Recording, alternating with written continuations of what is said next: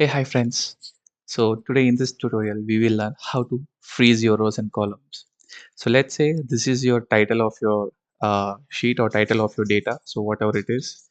And when you just scroll up or scroll down, the title goes up. So many people, they don't know how to freeze the rows and columns. So I will show you how to freeze the rows and columns.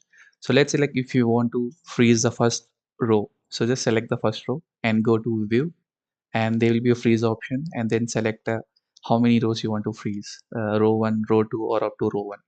So let's say I've selected for one row, so I'll click on one row. So now if you see, the title of your data has been, the first row has freeze.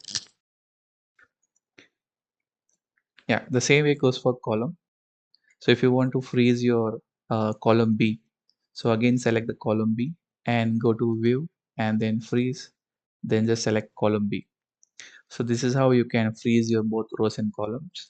And also at the same time, if you want to freeze two more rows or two more columns, then just select till which rows you want to freeze. So let's say example, if I want to freeze till this title 4, so select the fifth row and go to view and just click on freeze, and there will be option up to 5 rows.